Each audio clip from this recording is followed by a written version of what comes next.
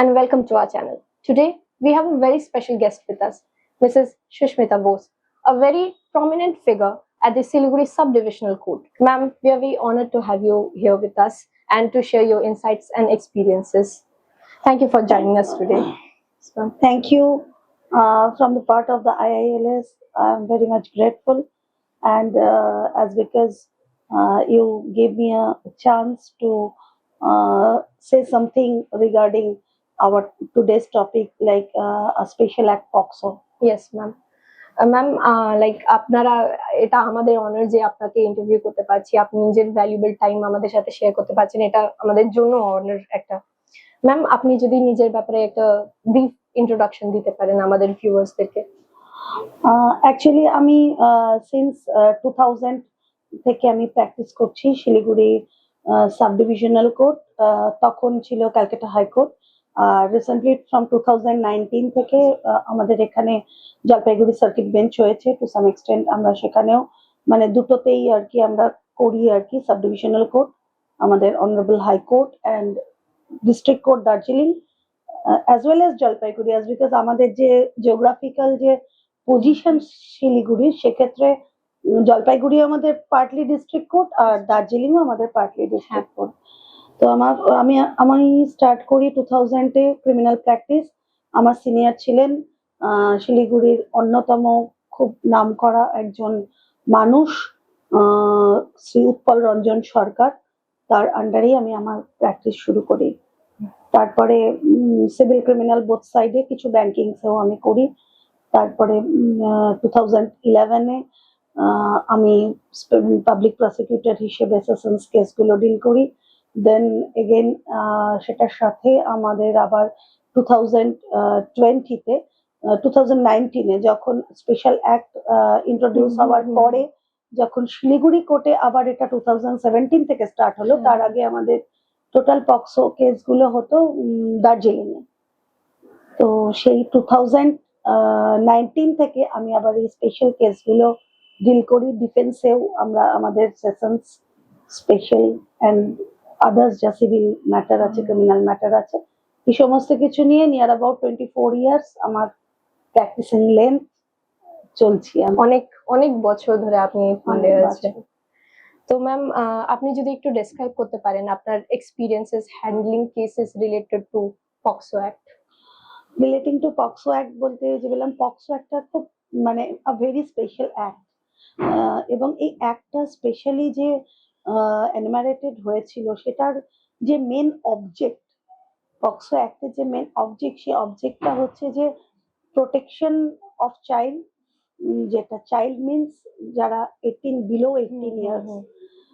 কারণ অনেক সময় কি হয় যে এই সেক্সুয়াল যে হ্যারাসমেন্ট, সেক্সুয়াল যে অ্যাসল্ট, এই কেসগুলো যখন বাচ্চাদের সঙ্গে, ছোট শিশুদের সঙ্গে হয়, নাবালিকাদের সঙ্গে হয়, তাদের যে ট্রমাটাইজড কন্ডিশন, তাদের যে ভয়, তাদের যে মানে বাবাকে বললে, মাকে বললে কি জানি কি বলবে, কে বকবে, এই যে একটা ওদের মনের মধ্যে যে একটা প্লে করে, সেটার থেকে কি হয়, যেটা নর্মাল আমাদের যে তখন ছিল আইপিসি, এখন তো বিএনএস হয়েছে, তখন ছিল আইপিসি সিআরপিসি, যেটা সেই আইপিসি তে তখন একটাই সেকশন ছিল 376, দ্যাট ইজ রেপ, এবং 376 এর আন্ডারে সেখানে সাবসেকশন অনেকগুলোই ছিল, এ বি সি ডি করে। আর তারপরে আবার অ্যামেন্ডমেন্ট হয়ে যেটা হলো 376 capital A B C D, যেটা ডি ছিল গ্যাং রেপ ছিল। এবার যখন এই জায়গা, এই মূল যে আমাদের অ্যাক্ট আইপিসি, সেই আইপিসি তে এই very purpose of the child কিন্তু সেভাবে সার্ভ করা যেত না, কারণ সেখানকার যে গাইডলাইন ছিল সেটা একটা জেনারেল গাইডলাইন ছিল, মানে সেটা একদম ছোট থেকে একদম বড় যে কোনো লেডির জন্য একটা জেনারেল স্ট্যাটিউট ছিল। আর পক্সো সেখান থেকে শেয়ার একটা ডিপার্চার করে একদম স্পেশাল গাইডলাইন দিয়ে একটা অ্যাক্ট তৈরি হলো, যেটা মানে খুব সেন্সিটিভ একটা জোন তৈরি করা হলো। এবং এই কেসগুলো যখন আমরা হ্যান্ডেল করি, আমাদের specific guideline through POCSO act, through supreme কোর্টের কিছু গাইডলাইন আছে, যেগুলো দিয়ে যে যাতে বাচ্চারা মানে আমাদের কাছে, মানে প্রসিকিউশনের কাছে যাতে তারা কোনো রকম ভয় না পায়, মানে সেখানে পরিবেশটাকে এমন আমরা যেন ক্রিয়েট করি যে তারা যেন খুব সাবলীল ভাবে তাদের সঙ্গে ঘটে যাওয়া যদি কোনো ঘটনা থেকে থাকে সেটা যেন তারা বলতে পারে, তাদের সেই স্কোপটা তৈরি করে যাতে দেওয়া। ভয় না পায়, মানে যাতে ভয় না পায়। ইয়েটা আগে তো স্কোপটা তৈরি করতে হবে, সে যদি বলতেই না পারে কেসই হবে না, তো তাহলে হ্যান্ডেলের ব্যাপারই আসছে না। তো সবার প্রথম হ্যান্ডেল হচ্ছে, হ্যান্ডেলিং করা যেটা ম্যাটার, টু হ্যান্ডেল দ্য ভিজি of this case, that is victim girl. তো পক্সো কেস হ্যান্ডেল করতে গেলে সবার আগে এই গাইডলাইন গুলো, যে যে যার সঙ্গে হয়েছে সে যেন খুব ভয় না পেয়ে তার সঙ্গে হওয়া ঘটনাগুলোকে ডিসক্লোজ করতে পারে প্রপারলি, এটাই আমরা মেন দেখি অ্যাকচুয়ালি। ম্যাম, লাইক নেক্সট কোয়েশ্চেনের দিকে যাব। আপনি কেমন টাইপের POCSO cases like primarily deal করেন?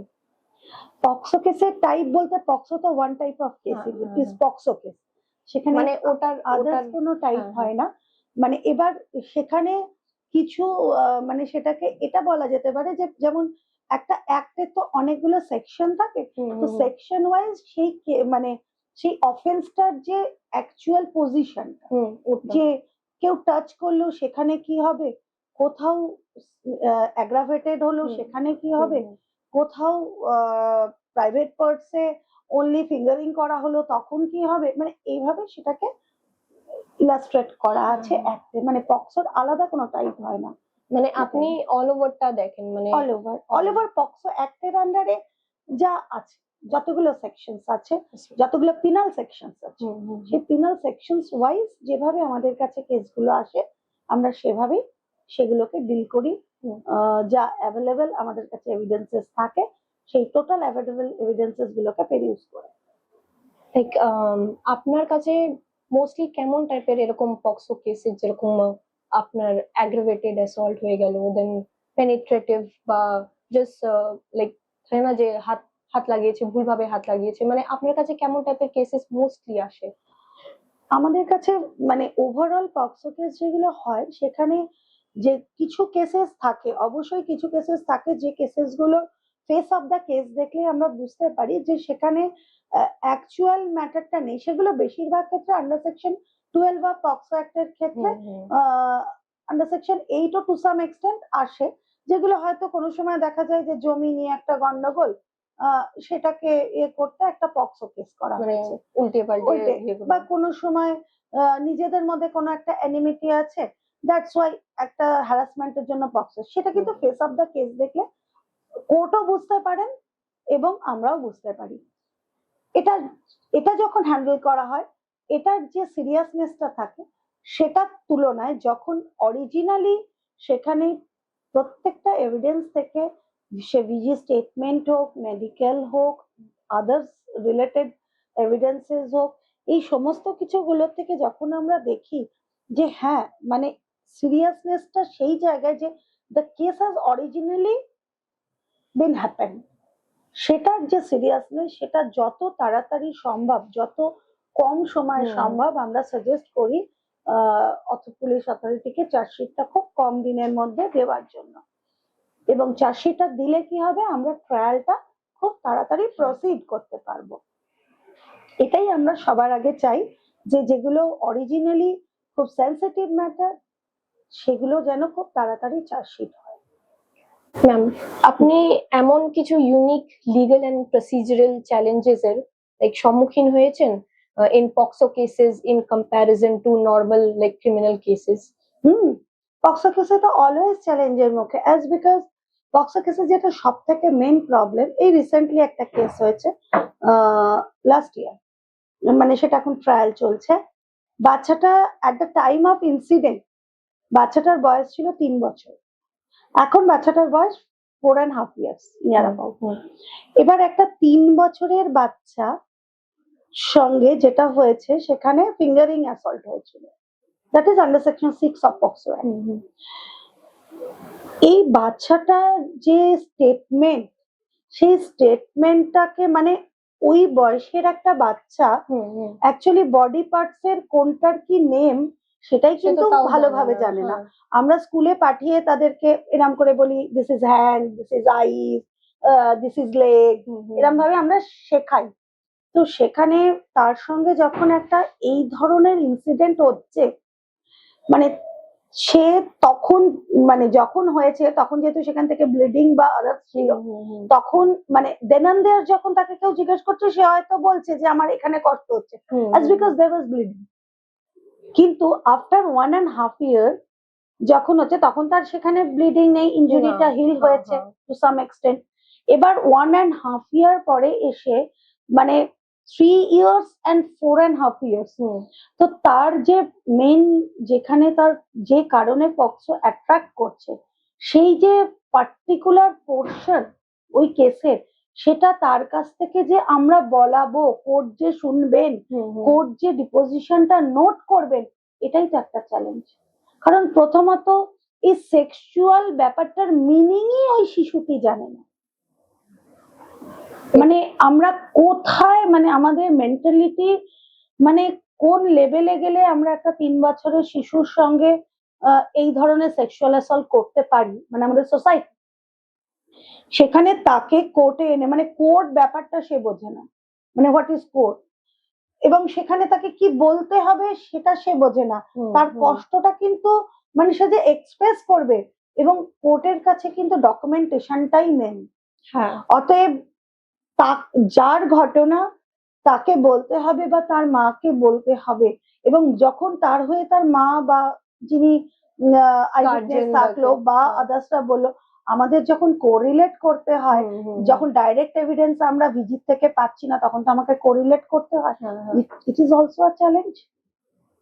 খুব প্রবলেমেটিক হয়ে যায় যখন এভিডেন্স পাওয়া যায়। অনেক সময় আমাদের কাছে যেটা আসছে, আমাদের রেগুলারই প্রায় হয় মেন্টালি চ্যালেঞ্জ।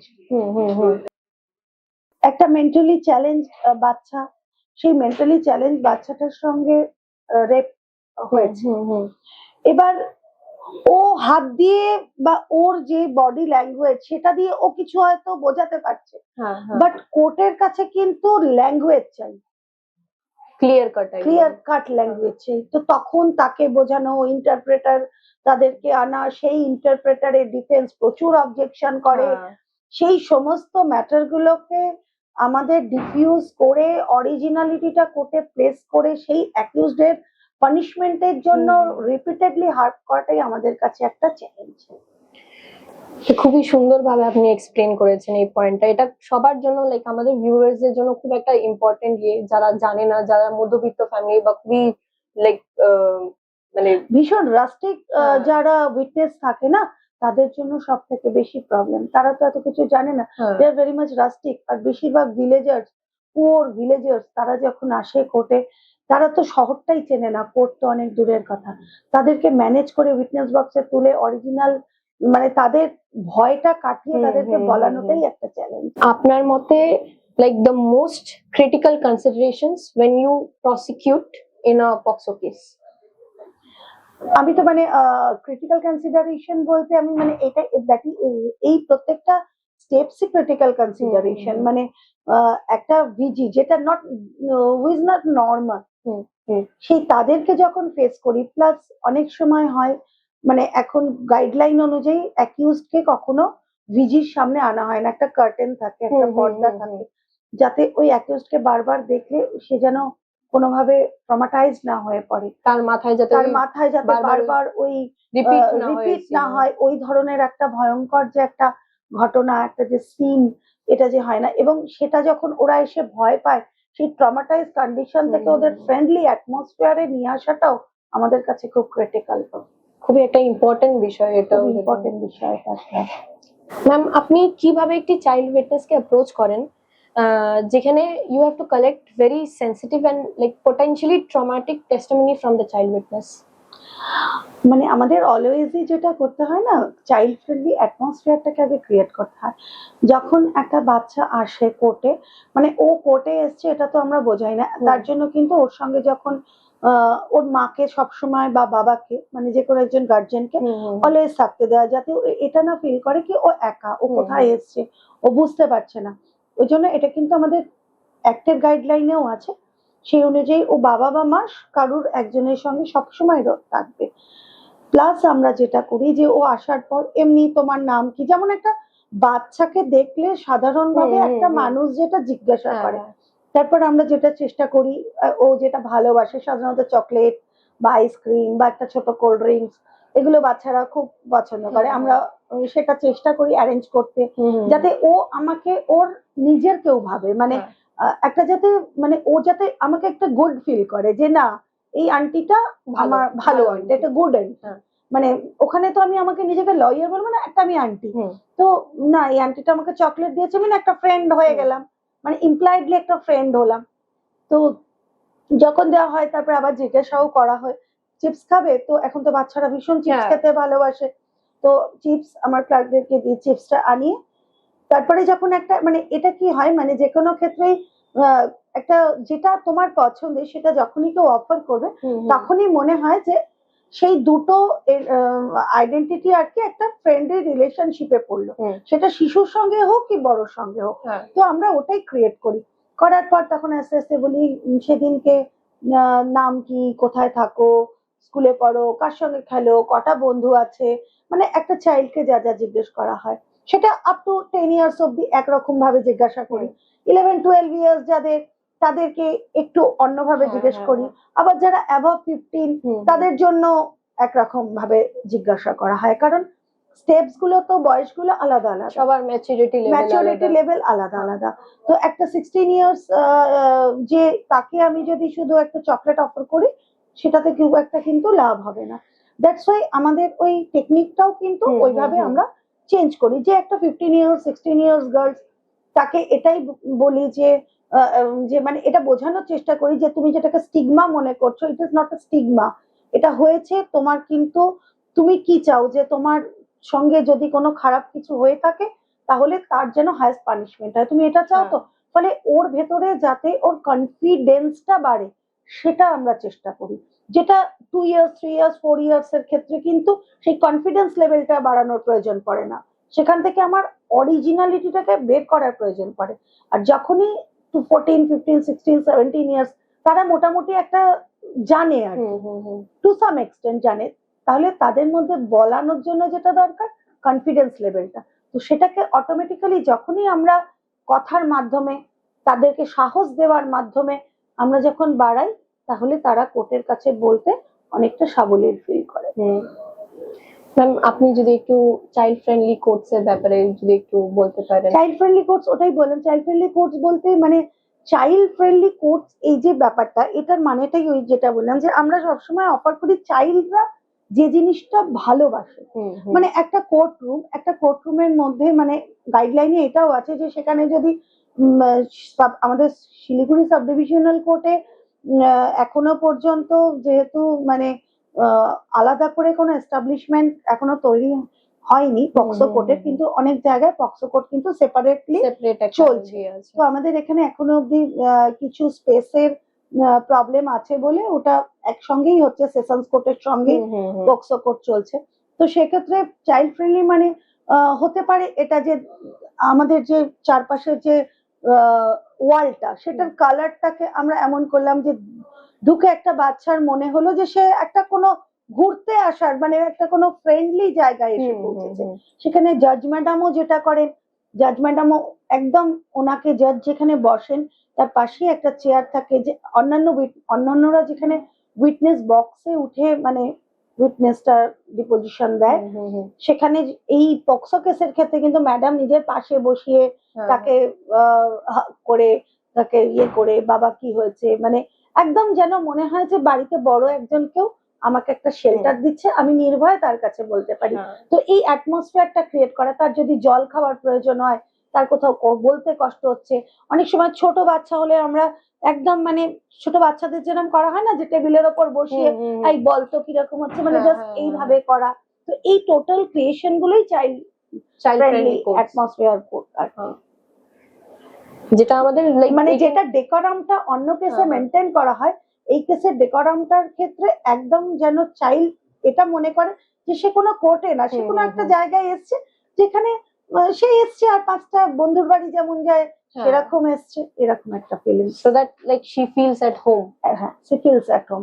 যার জন্য তাকে যে পুলিশও নিয়ে আসে তাকেও বলা আছে তারা পুলিশের ড্রেসে আসবে না, তারা আউট ড্রেসেই আসবে, যেটা Civil dress. সিভিল ড্রেসে যেটা হ্যাঁ। থাকবে, যাতে মানে বাচ্চা তাকে যাতে দেখে ফিল যাতে না করে যে পুলিশ কোর্ট এরম, যাতে ফিলটা না করে, ট্রমাটিক কন্ডিশনে যাতে বারবার সে না পড়ে। ম্যাম আপনি কিভাবে এটা এনশিওর করেন যে লাইক একটা চাইল্ডের বেস্ট ইন্টারেস্ট যাতে ফোর ফ্রন্টে থাকে throughout the legal proceedings? Best interest কে আমাদের চাইল্ডের বেস্ট ইন্টারেস্ট দেখাটাই তো প্রসিকিউশনের কাজ। আর সেটাকে সিকিউর করতে গেলে মানে with patience, with creating child atmosphere বা আদার্স যা যা নেসেসিটি আছে কেস টু কেসের উপর ডিপেন্ড করে, সেই টোটালিটিটাকেই আমরা চেষ্টা করি ওই মানে পার্টিকুলার কেসে সেটাকে ইমপ্লিমেন্ট করতে, যাতে কেসটার থেকে চাইল্ডের বেস্ট ইন্টারেস্টটা আমরা দিতে পারি। ম্যাম আপনি কিভাবে একটি কেসকে অ্যাপ্রোচ করেন যেখানে হয়তো physical like direct physical evidence পাওয়া যাচ্ছে না? ডিরেক্ট ফিজিক্যাল এভিডেন্স পাওয়া যাচ্ছে না, তো ফিজিক্যাল অ্যাকচুয়ালি প্রশ্নটা ঠিকই, মানে ফিজিক্যাল এভিডেন্স বলতে যেটা মানে বোঝা যায় সেটা হচ্ছে পক্সো অ্যাক্টে অনেকগুলো সেকশন আছে, আমি আগেও বলেছি। তো সেটার মধ্যে এমন না যে প্রত্যেকটাতে ডাইরেক্ট ফিজিক্যাল এভিডেন্সই লাগবে তবেই পক্সো অ্যাট্রাক্ট করবে, নট দ্যাট। এখানে পক্সো অ্যাক্টের ক্ষেত্রে কারুর কেউ আমার দিকে খুব মানে এমন ভাবে তাকিয়েছে যেটাতে শুধু তাকানোটাও একটা ক্রাইম, তো সেখানে কিন্তু আমার ফিজিক্যাল যেটা ডিরেক্টলি ফিজিক্যাল এভিডেন্সের ব্যাপার নেই। কেউ আমাকে হচ্ছে পর্নোগ্রাফির জন্য আমাকে ইনসিস্ট করছে বাই সেইং সামথিং, সেটাও কিন্তু পক্সোর আন্ডারেই আসবে, সেখানেও কিন্তু ডাইরেক্ট ফিজিক্যাল কন্ট্যাক্ট নেই। মানে তো এবারে ব্যাপারটা হচ্ছে যে physical contact, only direct physical contact থাকলে পক্সো হবে, নট দ্যাট। পক্সোর যতগুলো সেকশন আছে সেখানে কিন্তু উইদাউট ডাইরেক্ট ফিজিক্যাল কন্ট্যাক্টও পক্সো অ্যাট্রাক্ট করবে। তো সেক্ষেত্রে ঠিক সেকশনে যেভাবে বলা আছে, মানে যেমন ওই যে বললাম যে আমি কারোর দিকে যে তাকাচ্ছি সেটাও one type of sexual assault, তো তাহলে সেটাতে এভিডেন্স যা থাকবে সেই অনুযায়ী সেই তাকানোটার ওপরেই আমরা কেসটাকে ডিল করব, এবং যারা সেই কেসের ভিকটিম বা উইটনেসেস আছে তারা সেই পোর্শনটুকুই সঠিকভাবে যাতে বলে, সেই সঠিক যাতে কোর্ট একটা জাস্ট ডিসিশনে পৌঁছতে পারে তাদের ডিপোজিশন গুলোকে ইভ্যালুয়েট করার পর, আমরা সেই চেষ্টাটাই করি। ম্যাম লাইক কোনো এক্সাম্পল বা ইনসিডেন্ট এরকম টাইপের যেখানে এভিডেন্স ছিল না, বাট মানে এভিডেন্স না থাকলে তো কেসই হবে না। মানে এভিডেন্স বলতে মানে যেরকম হয় না যে ট্রেনে যাচ্ছে সামনে থেকে কেউ হট করে দেখলো এরকম তাকিয়ে আছে, কিন্তু এখন মেয়েটা বাচ্চা মেয়ে, কিন্তু কিছু মানে বলবে যে ইয়ে করছে, সে হয়তো নিজের মাকে বললো যে মা দেখো না ওই লোকটা তখন থেকে তাকিয়ে আছে, এখন সেও হয়তো মানে ফোন নেই তার কাছে, যেরকম আজকালকার যুগে হচ্ছে যে ফোন নিয়ে কেউ দেখছে হট করে ফোন বের করে ভিডিও করে নিল, তো হয়তো তার কাছে নেই, ফোন নেই, একটা ওই পয়েন্ট অফ টাইমে নেই, তো করতে পারলো না video, but how would you deal with ওরকম টাইপের কেসে? এটাতে তো ফার্স্ট টাইম ওখানে আমার ডিলিং এর ব্যাপার নেই, মানে তখন যদি কমপ্লেনেন্ট মানে যে যার দিকে তাকিয়ে আছে সে তো ভিজি, মানে আমাদের আইনের পরিভাষায় সে হচ্ছে ভিকটিম গার্ল, আর মাকে যখন বললো আইদার মা কমপ্লেন করতে পারেন, তার বাবা কমপ্লেন করতে পারেন, আদারওয়াইজ যে এফআইআর যে কেউ করতে পারে। তো হচ্ছে যখন কমপ্লেনটা লজ হবে তারপরে কিন্তু ডিলিংস এর ব্যাপার। এবার মা শোনার পরে যদি কোনো কমপ্লেনই লজ না করে তাহলে তো কোর্ট অফ দি ম্যাটারটাই আসবে না।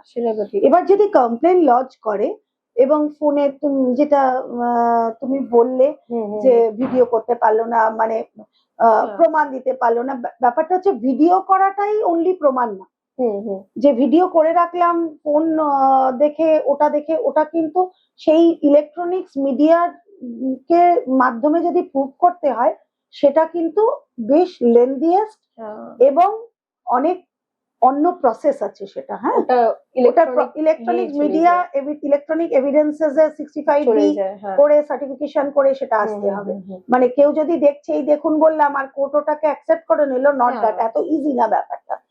এবার যেটা ব্যাপারটা ইজি সেটা হচ্ছে কোর্ট দেখবে যখন এটা যদি কমপ্লেন হয়, যদি চার্জশিট হয়, তারপর যদি ট্রায়ালে ওঠে, কোর্ট যদি দেখে যে ওই বাচ্চাটার হুম হুম হুম স্টেটমেন্টের মধ্যে ট্রাস্টওয়ার্দিনেস আছে to evaluate all the four corners of the case, deposition and available যা evidences কালেক্ট করবে পুলিশ, তাহলে সেই অনলি স্টেটমেন্ট অফ দ্য ভিকটিমের যদি ট্রাস্টওয়ার্দিনেস থাকে তার ওপরেই কেস দাঁড়াবে পক্সো কেসের ক্ষেত্রে।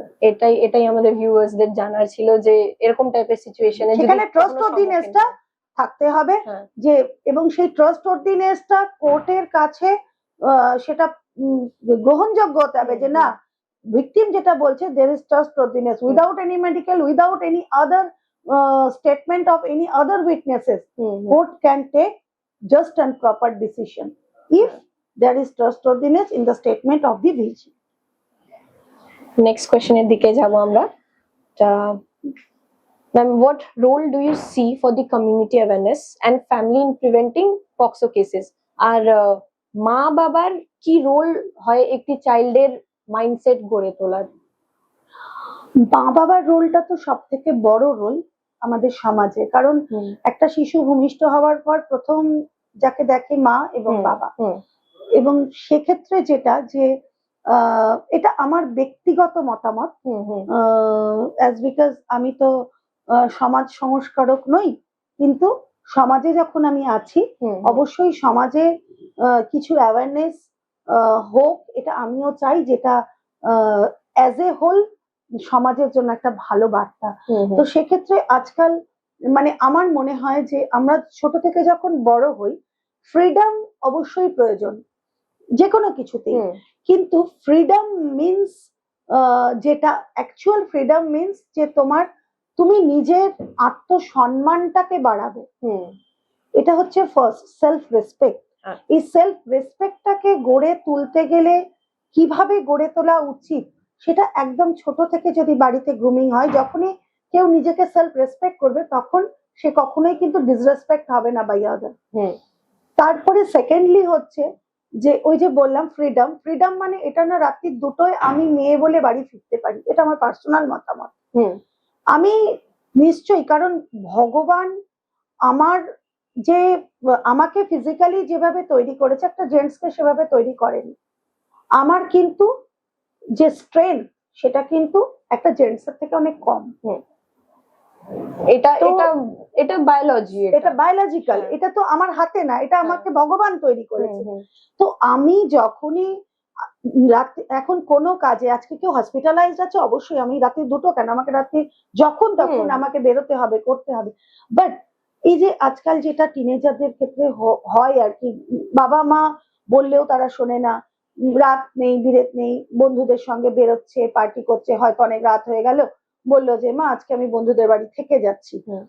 এবারে মা খুব বিশ্বাস করে ভাবেন, এবার সেখানে যখন একটা কোনো প্রবলেম হয় সেটা কিন্তু টোটাল ফ্যামিলি এবং সেই বিশেষ করে সেই যার সঙ্গে হয় তার যে ফিউচারটা, সেখানে কিন্তু একটা মানে স্টিগমা ওখানটা থেকে যায়। সে একটু যতটা সে ফরওয়ার্ড হয়েছিল সেখান থেকে কিন্তু সে অনেকটা পিছিয়ে আসে বা সেখানে থেমে যায়।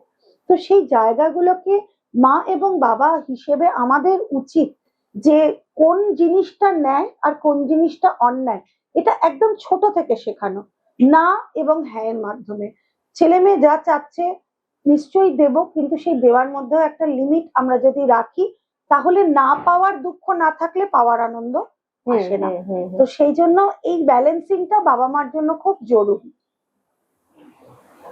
আর ম্যাম যেরকম লাইক এটা যদি লাইক ভিকটিমদের জন্য এই সাইডটা হয়ে গেল, আর এবার যদি বলি যে হলো মা বাবাদের কি দায়িত্ব হতে পারে যে এই বাচ্চাকে এটা বোঝানো যে এটা ভুল, তো এটা ভুল, যেটা মানে না করতে বলা হচ্ছে ওটা যদি না, আমি বললাম যে কোনটা ন্যায় কোনটা মানে এটা not only in sexual matter, ন্যায় অন্যায় সব ক্ষেত্রে। মানে আজকাল যেটা আমরা দেখি যে ছেলেমেয়েরা মোবাইল নিয়ে রাস্তায় হাঁটতে হাঁটতে যাচ্ছে, খুব বয়স্ক একজন লোকের গায়ে পা লাগলো, ভদ্রলোক তো পড়ে গেলেন, ওরা জাস্ট সরি বলে বেরিয়ে চলে গেল, এটাও অন্যায়।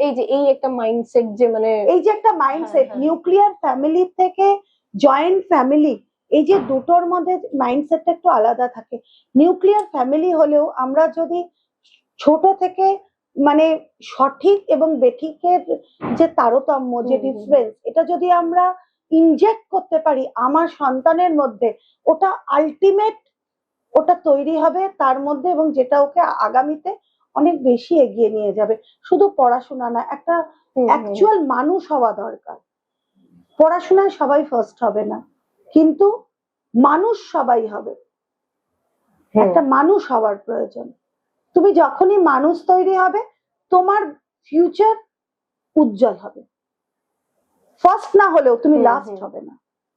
ম্যাম, আমরা জানি যে মানে কোর্ট কোর্ট মানেই লোক ভাবে যে তারিখ পে তারিখ, তারিখ পে তারিখ, একটা প্রসিডিং খুবই লম্বা চলে।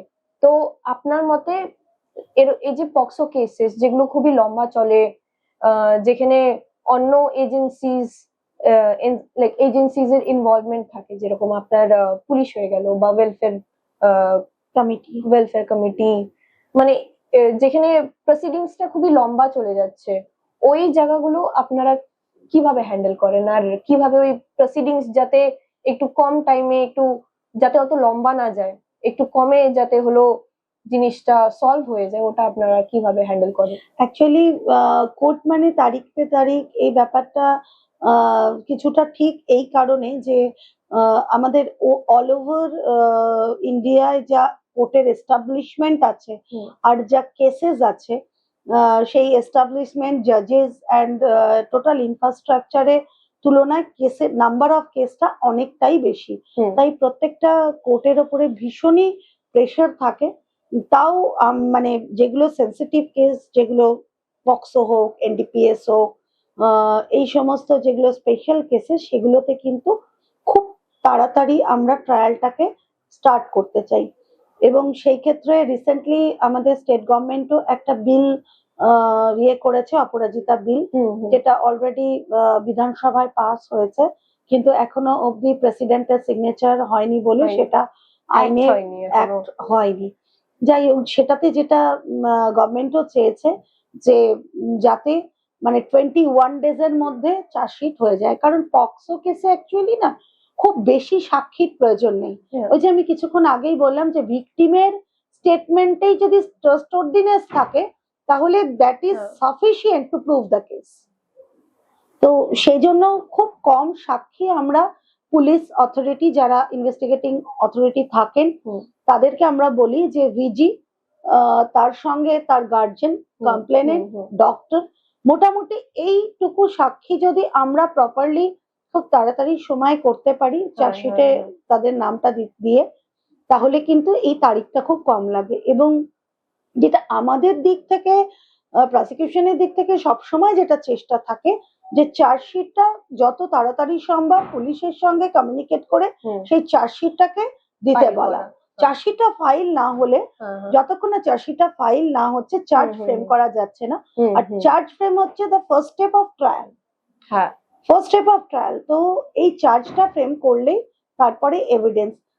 এবং এই রিসেন্টলি একটা কেস হয়েছে, যেটা এখানে শিলিগুড়ির থেকেই সেটা অলরেডি হ্যাং হয়েছে, মোহাম্মদ আব্বাস, মাটিগাড়া পিএস এর কেস। সেটা কিন্তু আমরা খুব কম দিনে, উইদিন 1 ইয়ারের কাছাকাছি আমরা এটাকে কমপ্লিট করতে পেরেছি। নিয়ার অ্যাবাউট 56 to 57 সেখানে উইটনেসেস ছিল। এবং সেই ওভারঅল মানে একটা নৃশংস, যেটা মানে হত্যাকাণ্ড এবং ধর্ষণ এবং মার্ডার, একটা নাবালিকা কন্যাকে সেই মোহাম্মদ আব্বাসের যে ফাঁসির সাজা হয়েছে, সেটা আমাদের শিলিগুড়ি কোর্ট থেকেই হয়েছে। এবং সেটা খুব কম দিনে, কারণ ডে টু ডে পুলিশের সঙ্গে পার্সু করা, বিভিন্ন ডকুমেন্টারি এভিডেন্সেস, ডিএনএ রিপোর্ট থেকে শুরু করে ডক্টর এক্সপার্টাইজেশন যারা দিচ্ছেন সেই সব এক্সপার্টদের ডাকা, সিডিআর মানে কল ডিটেল রিপোর্টের ব্যাপারে যারা নোডাল অফিসার থাকে তাদেরকে কমিউনিকেট করে খুব কম সময় যাতে আসে, সেজন্য পুলিশকে স্পেশাল ইনিশিয়েটিভ নিতে বলা, আইসিওসি দের বলা, প্রয়োজনে আরো যদি সেখানেও কোনো রকম কমিউনিকেশনে গ্যাপ থাকে তাহলে তার উপরে আপ টু সিপি অব্দি আমরা সেটা লিখিত আকারে দিই যে এই কেস ভীষণ সেন্সিটিভ, ইমিডিয়েট এগুলো সাক্ষীগুলো আনা হোক বা এই ডকুমেন্টেশন গুলোকে ইমিডিয়েট কোর্টে প্রডিউস করা হোক, যাতে অ্যাজ এ হোল আমরা খুব তাড়াতাড়ি জিনিসটাকে করতে পারি। এবং পক্সো কেসের ব্যাপারে এটা একটা স্পেশাল ইনিশিয়েটিভ নেওয়া হয়। তো তারিখ পে তারিখ যে ব্যাপারটা তুমি বললে, সেটা কিছুটা সত্যি হলেও যেগুলো ভেরি মাচ সেন্সিটিভ কেস সেটাতে কিন্তু প্রসিকিউশন অলওয়েজ সব সময় রেডি, যে যেভাবে কমিউনিকেশন, ল্যাক অফ কমিউনিকেশনটাকে কমিয়ে ইমিডিয়েট চার্জশিট ফাইল করিয়ে ট্রায়ালটাকে কমপ্লিট করা যায়, সেজন্য আমরা যা যা স্টেপস নেওয়া সেই স্টেপস গুলো আমরা নিতে থাকি। এটা খুবই জেনে আমাদের ভালো লাগলো যে এরকম খুবই সেন্সিটিভ ম্যাটার্স যেগুলো মোস্টলি খুবই হিনিয়াস অফেন্সেস এর সাথে রিলেটেড হয়, খুবই তাড়াতাড়ি যাতে সলভ হয়ে যায়। আপনারা লাইক আমাদের লাইক যে জেনারেল যারা থাকেন আর কি, তাতে যদি আমাদের কখনো এনজিওর হেল্প প্রয়োজন হয় আমরা সেটা নিই। কখনো যদি আমাদের মনে হয় যে আশেপাশের মানুষ সেই ট্রমাটাইক কন্ডিশন থেকে তাদেরকে অনেক বেশি কনফিডেন্স দিতে পারে, তাহলে তাদেরও হেল্প নেওয়া হয়। পুলিশকে বলে ইন্টারপ্রেটারের প্রয়োজন হলে আমরা সেগুলোর হেল্প নিই। প্রত্যেকটা স্টেপসে যেখানে আমাদের কাজটাকে কমপ্লিট করার জন্য, প্রসিকিউশনের কাজটাকে কমপ্লিট করার জন্য আমাদের যে ক্ষেত্রে যেভাবে স্টেপস নিলে বেটার হয়, আমরা সঙ্গে সঙ্গে কনসার্ন অথরিটির সঙ্গে যোগাযোগ করে সেটাকে কোর্টের সামনে প্লেস করার ব্যবস্থা করি। কেস তারিখ পে তারিখ কমানোর জন্য এটাই সবথেকে বড়। একদম ম্যাম, আপনি তো এত বছর 24 বছর ধরে এই ফিল্ডে আছেন, তো এরকম পক্সো কেসেস ডিল করতে করতে কখনো না কখনো তো আপনার উপরেও একটা ট্রমাটিক রোল কখনো তো নিয়েছে কোনো পয়েন্ট অফ টাইমে, যে আপনিও হলো থাকে না ইমোশনালি। হ্যাঁ, অ্যাকচুয়ালি পক্সো কেস ডিল করতে গেলে কি হয়, প্রত্যেকটাই ইমোশনাল হয়ে যায়। কারণ আমি নিজেও একজন লেডি, তো সেক্ষেত্রে যখন আমার সামনে ছোট বাচ্চা শিশুরা আসে, যেগুলো অরিজিনালি আসে, কিছু একদম প্রথমেই বলেছিলাম অনেকগুলো হয় কিছু ফলস কেস, সেটা দেখলে বোঝা যায়।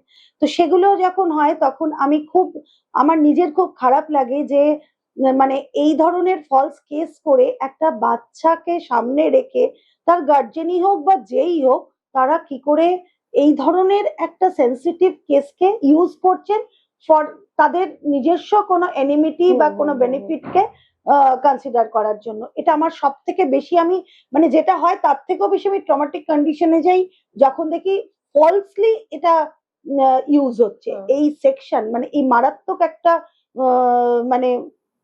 একটা অ্যাক্ট আর কি।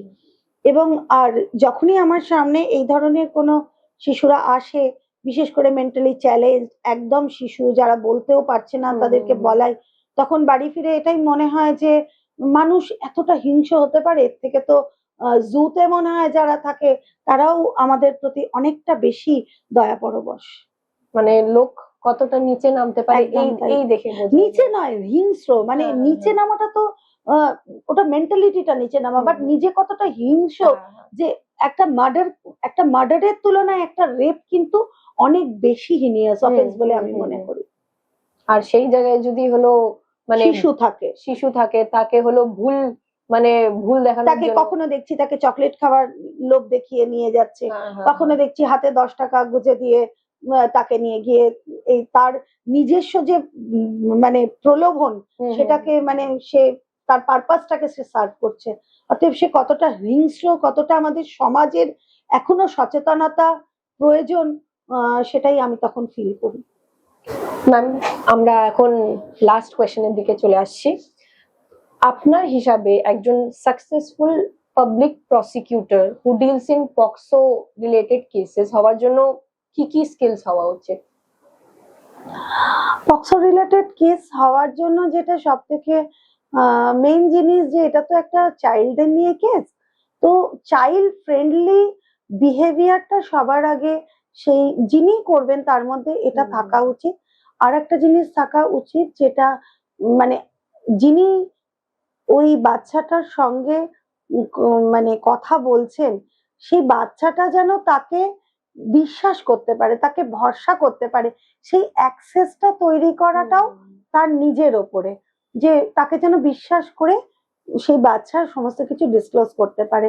এই দুটো জিনিস সবার আগে দরকার, যে আর একটা জিনিস যে ধৈর্য, পেশেন্স, যেটা সব ক্ষেত্রেই প্রয়োজন, এই ক্ষেত্রেও প্রয়োজন, যে এই ক্ষেত্রে পেশেন্স একটু বেশি এক্ষেত্রে একটু বেশি প্রয়োজন। যে দুবার যদি হয়তো বলতে ঠিক করে পারছে না, তখন যদি আমি সেই জায়গাটা থেকে সরে আসি যে দূর আর পারছে না, তাহলে কিন্তু আমি তার বেস্ট ইন্টারেস্টটা দেখতে পারবো না। তাই যতক্ষণ না পর্যন্ত সে তার কষ্টটাকে, তার দুঃখটাকে, তার সঙ্গে ঘটে যাওয়া ঘটনার যে মানে বিভৎসতা, সেটাকে যতক্ষণ না ডিসক্লোজ করতে পারছে, তাকে সাপোর্ট দেওয়া, যে যাতে সে বলতে পারে, যাতে সে তার যে জুডিশিয়ারির কাছে যে সে এসছে বিচার চাইতে, সেই বিচারটা যেন আমি তাকে পাইয়ে দিতে পারি। আপনি খুব সুন্দর করে বোঝালেন, and ma'am very thank you for being with us today. আপনি নিজের এত ভ্যালুয়েবল টাইম আমাদেরকে দিয়েছেন। Thank you so much. Thank you to team of IILS, সবাইকে অনেক অনেক ধন্যবাদ, স্পেশালি অনুশ্রী এন্ড সুস্মিতা দুজনকেই ভীষণ ধন্যবাদ। থ্যাংকস।